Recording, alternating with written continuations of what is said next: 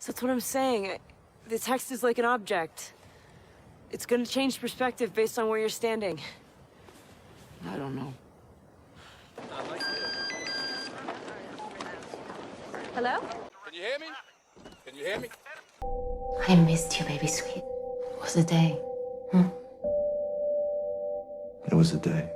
Please tell me you're seeing this too. From Seattle, we're Drinking the Movies. I'm Taylor Baker. And I'm Michael Clausen. Oh, hey, Michael. Oh, hey, Taylor. What are we drinking today? We are drinking a delicious Alaskan Brewing Company white. I don't remember if it has a different name than that, but it is a nice 5.7 cool white beer. It kind of fits the afternoon here. We're recording on a weekday for the first time in probably a year, and recording after 5 p.m. for the first time probably in a year. This is highly unusual scheduling. Things are definitely going to get weird. Yeah, the last time we did this was maybe for going to a theater to see like a limited screening first, and I can't even remember when that would have been. It's been a minute. But today we're closing out our Fantasia Fest coverage. We've got some titles. One's local from Quinn Armstrong, that's Survival Skills, followed by a film from New York called PVT Chat from director Ben Hosey. And then we're getting on to a kind of a comeback story documentary called You Cannot Kill David Arquette. And the title, kind of gives away the documentary is about David Arquette. Surprise, surprise. But as always, first things first, we have first impressions. What are we covering today? We have The Batman, starring Robert Pattinson and others, as well as Ammonite with Kate Winslet and Saoirse Ronan. Let's start with The Batman. The hell are you supposed to be?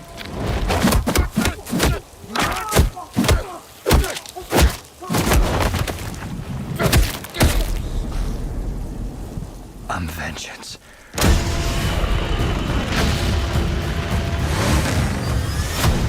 Whoa! This guy's crazy!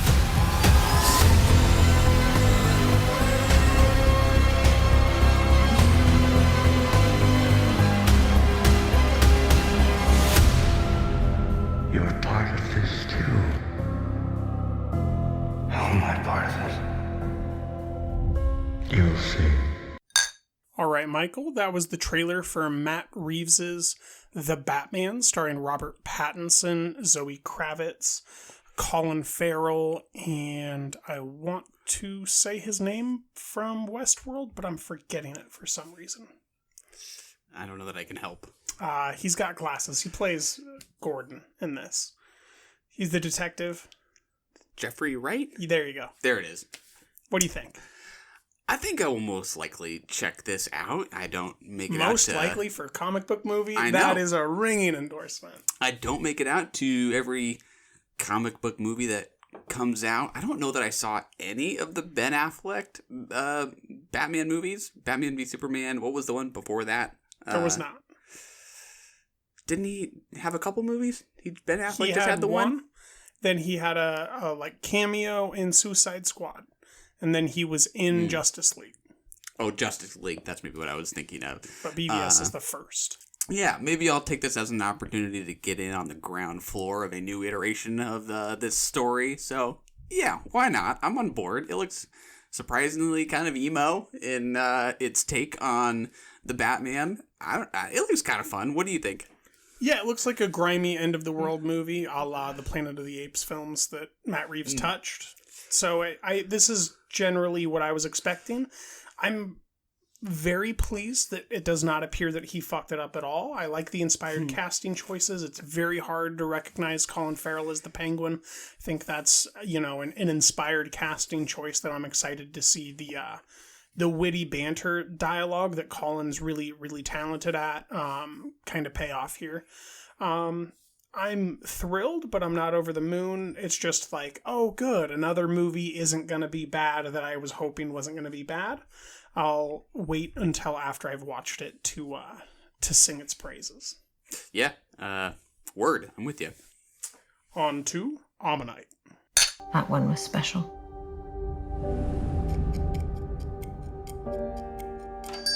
Miss Annie. I've often heard your reputation discussed in the Geographical Society in London. Is there something you wanted, sir? My wife, she hasn't been at all well of late. She suffers from melancholia. I want her to walk the shoreline with you, learn from you. I'm not looking for an apprentice. I would pay a premium for a private audience. It's not easy work.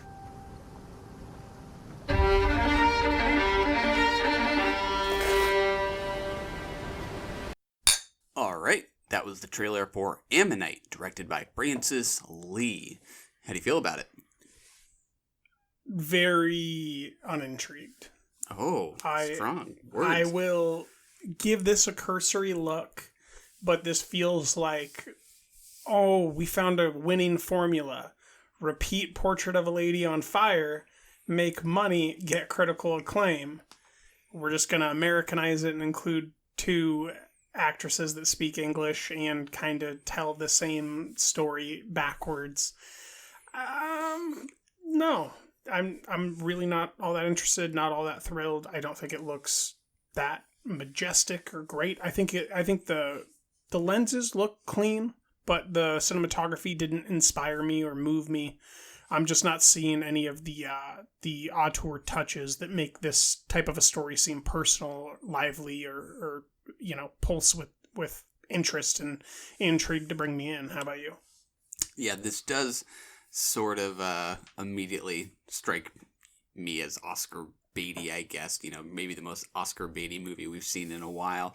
I don't know. I mean, I can't complain about any movie that has Kate Winslet and Saoirse Ronan acting opposite each other. I think I'll enjoy that enough. But yeah, I mean, I think the Portrait of a Lady on Fire comparisons are inevitable. I don't think it really has kind of the sharpness in its images that movie had. This looks just a little more familiar in its visuals look. Yeah, I don't know. I think I'm with you. Kind of lukewarm. Agreed. I will likely give it a look if it's not deeply negative. If it's deeply negative, this might be one of those things that like 90% of people see in the film community that I just skip to make time for another movie, but I'll probably give it the time of day. Makes sense. Today's podcast is presented by Podgo. Podgo is the easiest way for you to monetize your podcast, providing podcasters with a flat rate for ad space so you always know how much you get when you include an ad from Podgo. We recently joined as members, and you can too. Apply today to become a member and immediately be connected with advertisers that fit your audience. That's podgo.co at podgo.co. On to Survival Skills from Quinn Armstrong.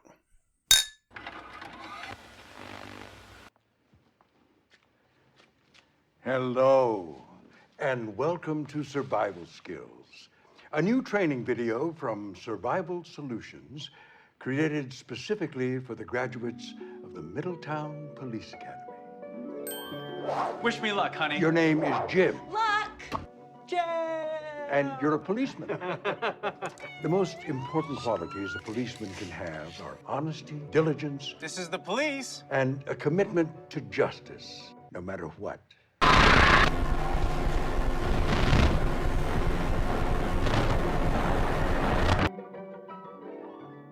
Have a great day.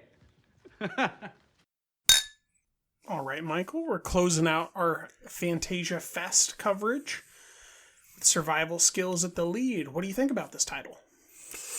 Well, should we try to describe what the thing is? Since it's kind of a unique I thought this format. episode was coming with a walkthrough video on how to understand what we're talking about. That would be helpful and applicable in this case. Aren't you mailing out those VHSs? I thought you were doing that. Oh, crap. Oh. So it's in the form of a police training video. It's almost kind of a found footage film in a way from the 1980s. So we first meet our narrator or our instructor who's going to be teaching us, the viewers, what it takes to be a cop in this fictional American suburban town. Middleton, right? Middleton, that's right. The narrator or instructor is played by Stacy Keach, and in this... Wonderfully, I might add. I think he's good. And in this instructional video, he is walking us through what is taking place on a TV screen just beside him. Mm-hmm. And it is in that screen that most of the film is set, where we follow a rookie cop named Jim Williams, played by Vayu O'Donnell, as he learns the ropes of his job and gets involved in a domestic abuse case. There's the foundation of the story. Back to your question. How did I respond to it? I think I took a little bit of issue with the format itself. I don't know how well these multiple layers really worked for me. I think the problem for me is that by having so much of this movie take place within that second screen, it has this kind of effect on me of distancing me from so much of the material rather than really immersing me in that world. I don't know that this device works terribly well. What about you? Did the format in general work? No, I had the opposite experience where it pulled me in and simultaneously suspended my disbelief, because I knew that I didn't have to take everything super seriously. And also, it was like, look, the film said, look, I'm going to show you something. And I leaned into that rather than lean away. I totally see the other side of it, though, where you're coming from. But I just leaned into it and was excited to watch this B genre type of a mannequin come to life in a more thrilling way. There's movies that came out this year like Vivarium, I think, that try to do something very similar to what this tries to do in, creating like a false reality that you're watching people play around in. And I think this was a lot more grounded in a lot more humanistic than a big budget movie like that with A-list performers and Imogen Poots and Jesse Eisenberg. I really preferred this type of a format where it takes itself not too serious, but has serious content that its characters acknowledge, that maybe the filmmaking, is a little bit more original. I found it feeling original in how he was trying to communicate the story. Yeah, I would give it a lot of credit for its originality. I'm with you there. Maybe it's just partly the fact that I don't know that the format of the video makes that much sense to me, that there would even be a narrator using an interior video to walk us through this lesson. I don't know why. That's the thing. It doesn't make sense, which is I like that. You know what I mean? Like, I'm already in a movie. It's already not real. Play with what's not real. Use that as a tool to inform the audience, to manipulate the film into being something that you want to tell a story about. Now, I'm not going to say that you're wrong to feel that way. I think that it's cool when a director kind of finds a new way to turn something on its head, to try to tell a story that feels new, that has all the content, that you could possibly have that's unoriginal, but simultaneously feels new.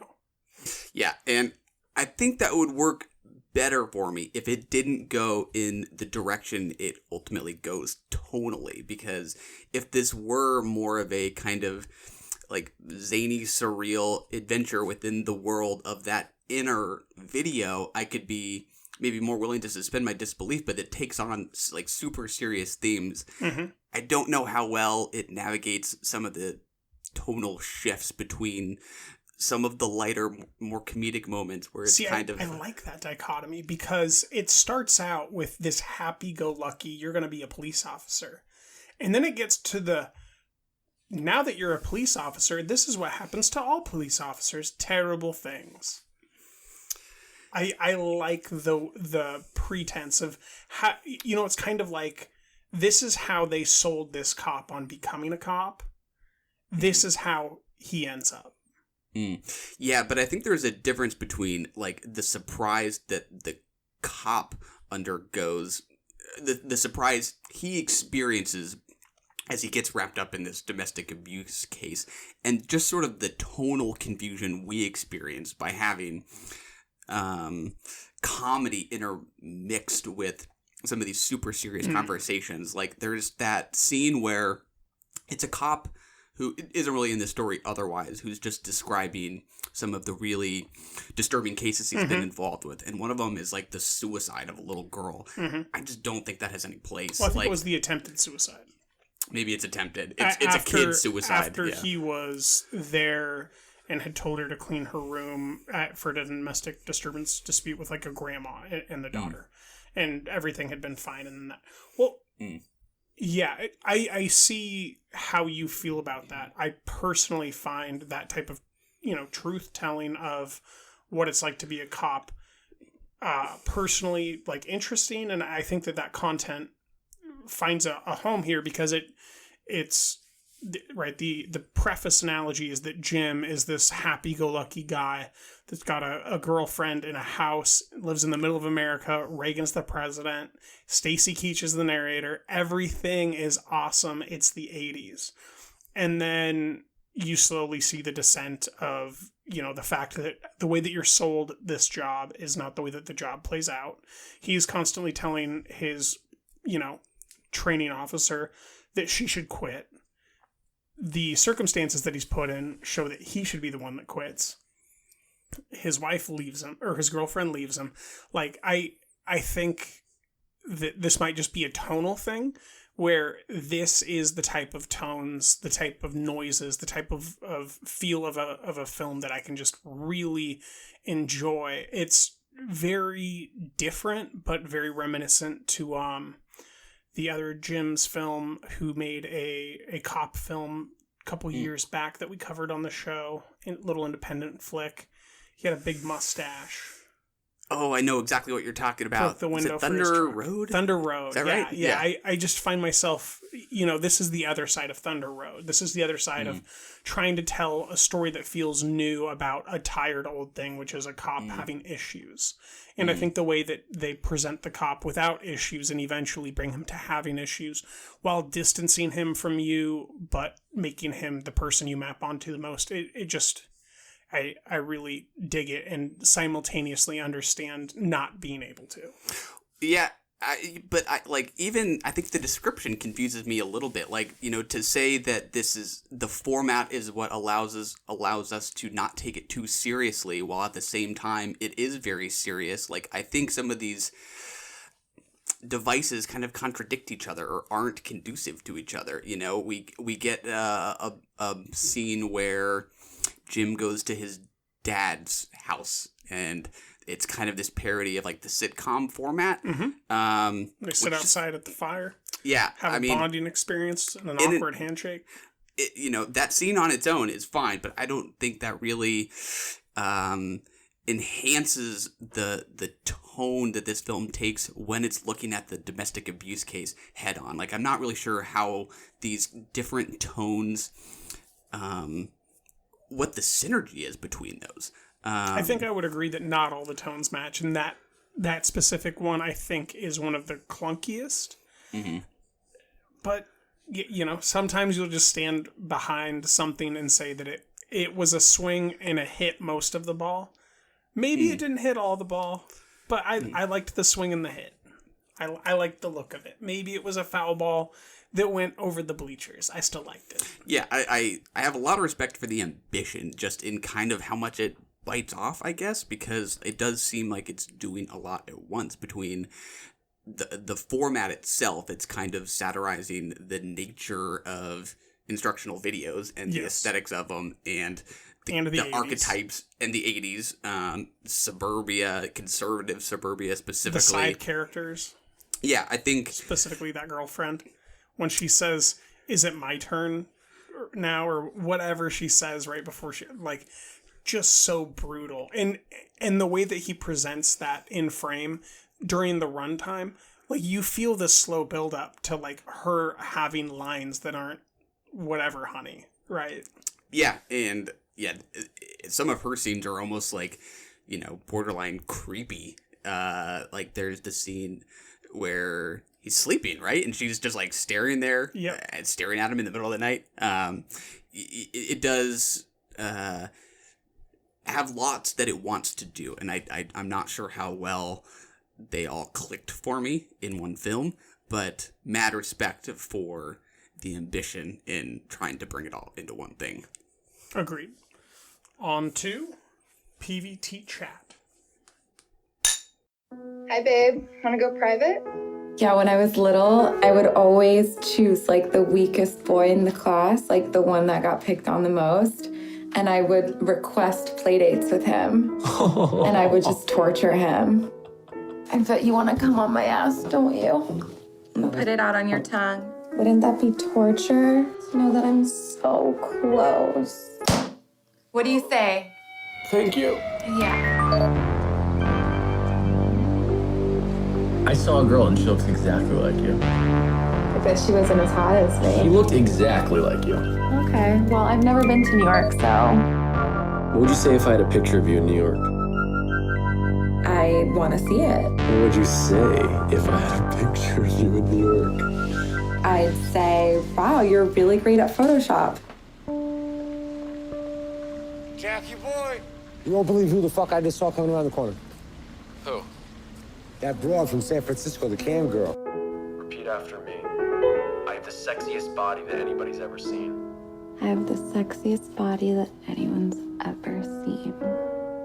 Yeah, that's good. That's a good girl.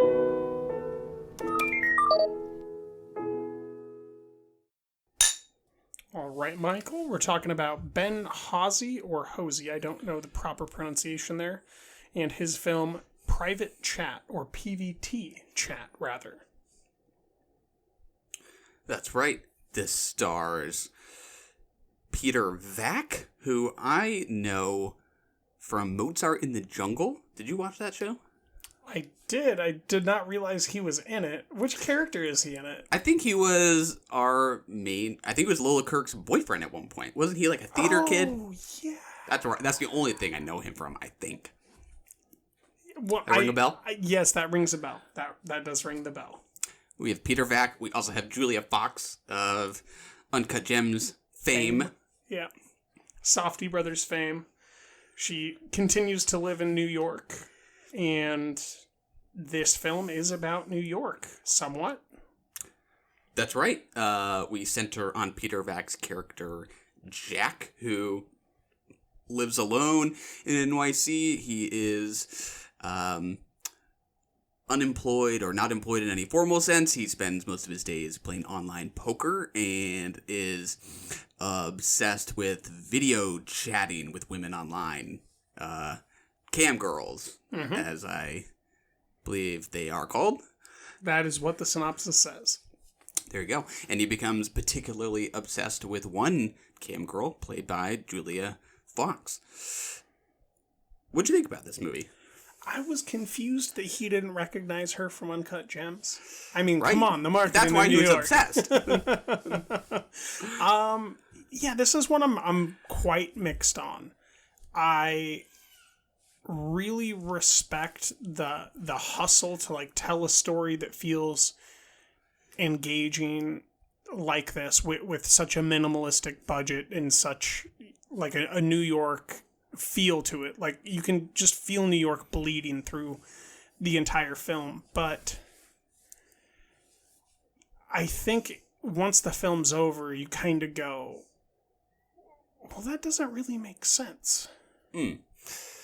Yeah, I'm with you. I am mixed, to say the least. Maybe slightly mixed to negative, but I'll leave it at mixed. I feel best at mixed. That way I can always adjust. Yeah, that's fair. Yeah, I would agree that the sense of place is nice in that this is, undeniably a film born in New York, and you feel the setting. I guess my issue is just that while I think the craft is okay, I'm just not sure that this had much anything really new to say about web obsession or online addiction. I think I've just felt like this leaned quite a bit on lewdness, on the risque aspect of this relationship for its thrill. I just did not sense much insight into this relationship or these characters. Did either of them strike you as particularly interesting in any way? Did they strike me as interesting? Or performances, I'll add that too. Not really, no. The thing that's more interesting is the fact that he doesn't take risks with his gambling, but uses it to make a living, whereas he's addicted to cam girls. That's one of the things that I found like, And then I really just liked anytime we went outside. I felt like the city tracking shots were really easy and fun to watch. Because normally when they're outside too, there's kind of a chase element happening. Or what exactly is happening at the moment, you know, particularly the end when Julia Fox is standing next to an ATM with a suitcase in her hand. You're kind of like, why am I outside here? And that keeps the shots very engrossing. But whenever they're inside that apartment, I would also just point out that there's a moment in time where they go to like this art installation for this girl that our main character used to date. And it's like the most devoid, boring art. It's so stupid. And I know that was probably the point, but the fact that it's like a recurring element of the film had the effect of making me feel like I was watching that while watching the film, and that did it no favors. Yeah, I would agree. It does seem like it's partly, you know, kind of commenting on the art scene and poking fun at it a little bit, which I still think is really hard to do. I just think, you know, high art can be such an easy target for such an easy thing to make fun of. And there's cooler ways to do it than like a white wall art installation or like a custom painting stage. Right? Like the stage, I think, pulls it off a little bit better, but there's so much about this movie that I find unengrossing, that it is interesting, that I felt the need to finish it and didn't ever hate watching it. Yeah, that's fair. I would not call it boring by any means. No, it kind of it grabs you by the nose, and at one point in time you think that why his roommate committed suicide actually matters. You know, there's different lulls and drags that kind of manipulate you as the viewer to go on the ride. It's just at the end of the ride when you're getting off and the thing that kept you in your seat is lifted off of your waist and you're getting out and you're taking your last foot out of the car, you're realizing I definitely didn't leave anything on that ride because I didn't get anything either. Yeah, I think the roommate's suicide is kind of key in that it should kind of retroactively help to explain some of the behavior, some of the drive to get online, to connect, in that it's like you get online and you connect with someone, you're kind of disappearing, you're kind of disengaging with the world in a way, but you're also not alone. Like there's something about that behavior that makes a lot of sense to me for someone who just lost someone to suicide. I'm not sure it really gets into that. How do you leapfrog like 3 steps into like guy that's addicted and is attempting to like stalk the one that he likes? Oh, it goes too far, I think, for that to really work. So, right, and it's never addressed simultaneously. And then, I mean, just full spoilers, to end up with her when he has no money. Like, are we pretending that isn't real? Right? Because, like, nothing about the film presents that that's not really what happens. You could assume that that's, like, a dream sequence or something, I guess, but... You mean, like, the very last scene? The very last scene, yeah. Yeah. I don't see a way to make the film make sense. Yeah, for me, I guess I saw the last scene as sort of where it delivers its punchline, in that it's finally kind of shown that what Jack, Peter Vack's character, has found so erotic and arousing about this girl is that he can't have her. And then when she suddenly is right there in front of him, he can't perform, put it that way. Right. That's the point. I 100% agree. However, due to plot mechanics, he no longer has any money. She no longer has a home. He no longer has an apartment. And she chooses... I do not comprehend how that makes any level of sense. Well, yeah, like, that implies that she wants him, like, that bad. Which it had never done. Unless she was really convinced by his commenting on her art, which is just then sad. Because, yeah, it is. And even if that is kind of the punchline in a way, that the web part of the web as this kind of mediator between them is part of what made it so erotic for him. That just feels like such a tired kind of theme. Like, I just don't know that I find that very revealing. Well, there's nothing of substance behind it due to the nature of the film. There's no insight to his character that proffers some sort of a deeper understanding about the psychological condition of a human, or him as a human, or her, like if it would have, 180'd 1/3 of the way in and just been about like how she is unhappy but like it dips its toe in, maybe like a whole foot of toes in the chase sequence that we have, where she sits down on the, or I guess not chase sequence, but the break-in sequence where she sits down on the couch while he's hiding under it, and they have that line of dialogue that's just horrendously cheesy about the painting and whether or not it looks like her, and then he has to sneak out while he's watching, and then like he's upset, and then he looks back and continues watching, and it's just, I'm very mixed on this movie. I don't feel comfortable really recommending it because I think that you could watch so many other things that tell these stories so much more meaningfully. But there is a sort of a fun knack to following the camera through the city that I did not have a bad time with. Like during the runtime of the movie, I was like, this is a movie. I'm on the ride.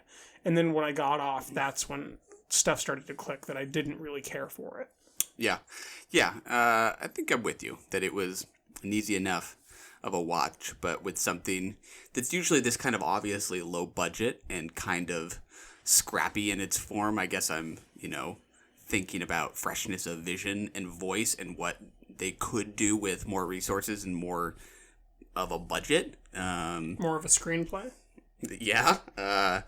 Right, there's another documentary there's a documentary that came out or was featured here at Fantasia Fest called Clapboard Jungle, in which one of the people being interviewed gives this really in-depth explanation that it's way better to make a terrible looking movie with the best screenplay than to make a great looking movie with great stars and a terrible screenplay.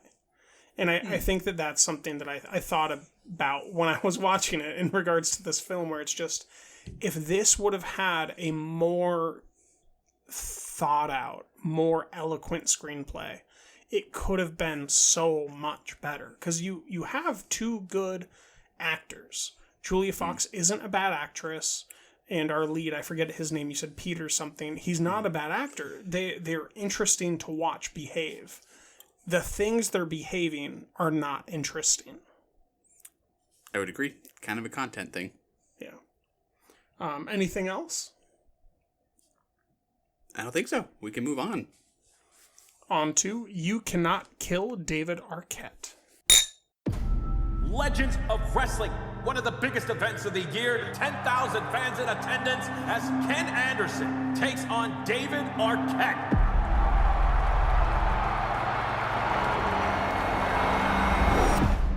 David Arquette as the wrestler sucks. I don't give a shit about David Arquette. If It's the biggest disgrace in professional wrestling history. David Arquette just... What's going on here? An untrained Hollywood actor wins most prestigious championship. His involvement in wrestling really hurt his career. 10 years of rejection. That's crazy. I want to clear my name and, through the process, honor wrestling. This ain't the movies. We don't have stunt doubles.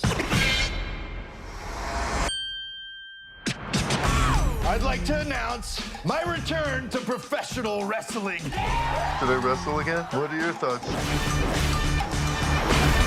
Yeah. That's my boy. All right, Michael, You Cannot Kill David Arquette is about an actor named David Arquette. Shut up. I know. Better known as the brother of Patricia Arquette. That is right. Who makes a couple brief appearances here. She does.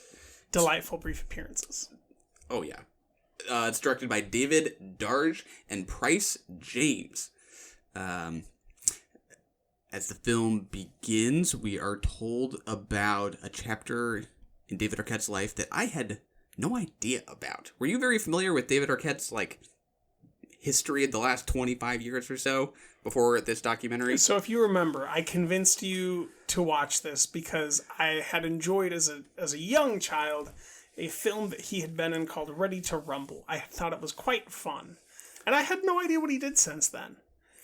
This told me he had done nothing since then. That's right. I had never seen Ready to Rumble, but I also had no idea what all was going on behind the scenes for David Arquette in tandem with that film.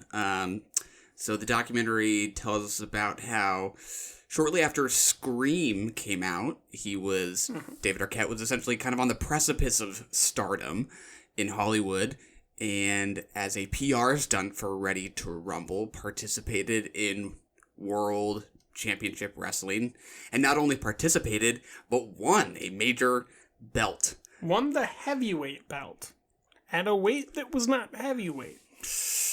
Which did not please the wrestling world, to say the least. This earned him the hatred of the wrestling world for what they saw as a celebrity coming in and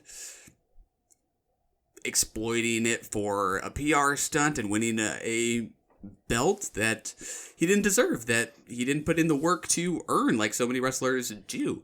And at the same time, Hollywood kind of turned its back on him and he didn't get roles for 10 years. I had no idea about any of this. So that itself was kind of interesting. But this is about him getting back into wrestling to earn back the respect of the wrestling world. How well does this work for you as a redemption story? In real life? Yeah. Really well. I'm really impressed with him as an individual and really respect what he's done. As a documentary, I think it's one of the worst pieces of editing I've seen all year. Oof. This man has had a heart attack. This man has been addicted to heroin. Neither of these things are what we open up on. About 1/3 of the way through, we see him getting treatment for his heroin addiction. That's how you should have started the fucking movie. That sets the tone. That's a man getting better that has demons. Right? That all of a sudden sets you up for what's going on. And then you're engrossed. This was like a history lesson for 30 minutes. And then you learn what's going on with him personally. And then you have a brief interview with Courtney Cox, I think. And then you're on the road to the backyard wrestling match where he gets the living tar kicked out of him, right? And that just the choices that were made on the cutting room floor, I just found very, very poor. I think that putting the luchador sequence where they did, which is, I think, the strongest sequence, that street sequence of the luchador, I think that's as strong as that ending sequence where they dropped the hammer about what's his name having died, who was David's best friend, who we see escorting him when he has that, life potential ending wound from glass where his neck is cut. He's keeping it tamped down. And, like that that's almost like a perfect way to end it, is when he's holding his neck, not dying, to keep himself from dying, gets back in the ring to let himself be taken out. I just think there's a lot of better choices that you could have made with this footage, because I think what he did, which is what this footage is comprised of, is quite endearing and heroic, and I'm just very disappointed with a lot of the choices.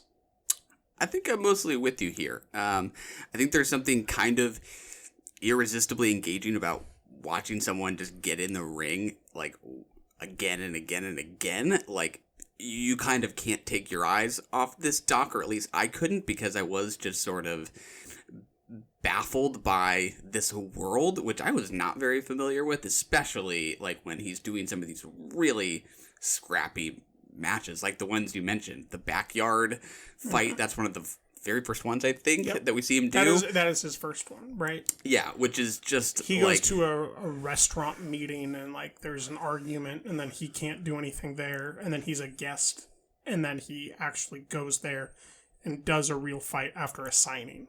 Yeah, and there's like a grand total of like 8 people in a backyard fighting on a makeshift ring, and he just gets destroyed. So yeah, I mean, I think you can very easily sit through this doc. I just don't find this to be a particularly valuable kind of entertainment, because I think this is really imposing a sense of uplift on what just looks to me like self-punishment. I don't know that this movie's really willing to consider the things you mentioned enough, and whether or not this is even like the right thing for him to be doing. I kind of understand the impulse to win back this world's respect and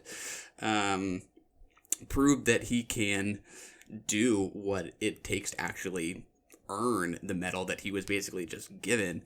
But I don't think there's anything remotely inspiring to me about watching this dude just repeatedly subject himself to something so brutal, when it seems like it's out of, in part, a kind of a self-destructive tendency. Like, I don't know that like the movie should be imposing as much kind of triumph on this as it does. I think that just seems odd. Like, it's wanting more story here than, instead of just watching and considering what is really driving this. I don't know. That bothered me a little bit, if that makes sense.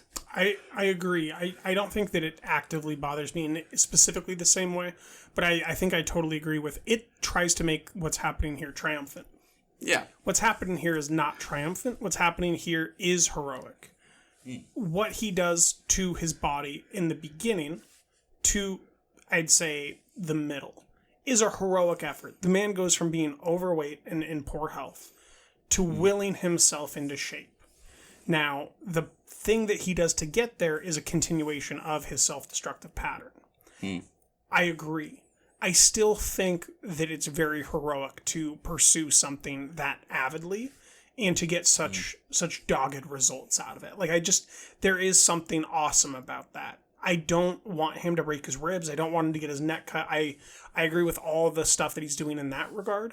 But I think that doing the basic training that he does for wrestling in the ring, I think that all that is actually pretty constructive, because it's safe. It's something that is, a positive social interaction for someone who's self-destructive. So he's surrounding himself with people who have positive goals in mind.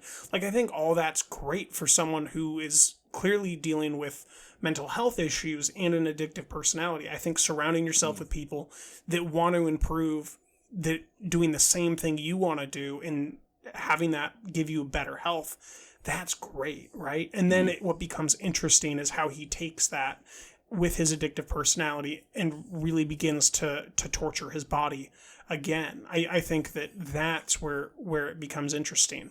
And that's why the triumphant pose that the film takes is very unearned and intellectually dishonest, I think, by the editors, because what we're watching is a man who is potentially trading in heroin for a different type of physical abuse to get his endorphins going.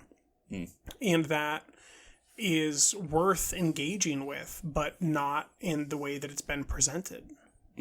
Yeah. Yeah, I can definitely respect the work ethic that it takes to get into this world like he's trying to do. Yeah, but the goal is to win the respect of this culture. I guess the doc maybe failed to convince me that the wrestling world isn't just interested in watching him get the shit kicked out of him. Like, I don't know that I really even buy that this is a success. How do you even, like, there's not really a clear enough kind of definition about what achievement in this project looks like. I believe that probably a lot of people are just glad that they watched him nearly die. Like, I don't think that the doc convinced me that this was really a worthwhile goal because of what some of these people probably concluded about this effort that he put himself through. Yeah, I think the wrestling community was content because he was so deeply hurt. Simultaneously, I think that what he did before he did those matches was good for him and great, and getting in shape and finding a reason to get up and have a work ethic and do stuff, right? Because at one point he's looking at the camera giving us woe is me thing about going to auditions, right? And that was just a guy who was wrung out, who, you know, he wasn't going to be the right fit for anybody's project because of how he was seeing himself. And then you see him see himself in a different way, and that becomes exciting. You're happy for him. And then it gets dark because he's getting hurt for people's viewing pleasure, and he's not someone who you could who you would not be worried about getting hurt, right? Like there's good wrestlers who get hurt, but they're probably quite a bit more mentally tough than him. I think the modern ones like John Cena and The Rock have been a lot more mentally tough. I know that there's older ones like Jake the Snake who are deeply tortured souls, and I know very little about this community. But I think that he's the wrong mental fit to stay there because he will go out and die. Yeah. When you say mental fit, I'm thinking partly just about his personality, and what the stock is quite good at, I guess, is just showing how freaking nice of a guy he is. Like, he's incredibly nice. He's, like, ironically kind of a harmless personality. Like, he just strikes you as so kind of sweet and amiable. If he had a personality type, it would be like Lassie. Exactly. And that's hilarious to say that, because I was going to say it's because the doc so knows that I think it comes too close to just, making a movie that feels like you're just watching a dog get kicked, and that is affecting in a way, but I just don't really see it as a particularly valuable kind of emotional tug that it's doing. So yes, Lassie is a fair comparison. I would agree. Yeah, this is one of those documentaries that I not only don't like the content of, like, I don't like knowing how this might go for him if his wife doesn't, help him see things differently, if his friends don't help him see things differently, because, are you going to be surprised if you hear the headline, David Arquette died? Yeah, it's like, now what? I don't know why he's in any better position now than he was before this. Yeah, and I feel like the claim of this, of the title, is part of the problem. He's a human. He can die. And you're treating him like he's not very prone to potentially dying. I just have a lot of content problems with how this is edited and how they're presenting it. But I think that the man at the center of it is a very endearing and heroic individual that I hope, gets help. But you would suggest Ready to Rumble over You Cannot Kill David Arquette. Dude, if you've already watched the Three Little Ninjas movies. Oh yeah, I saw those. Then Ready to Rumble is your next stop. One I'll have to add to the watch list. Run! Go! Get to the We have to go. I'm coming with you. That was brilliant. You're the best and we love you! And that's another one in the can.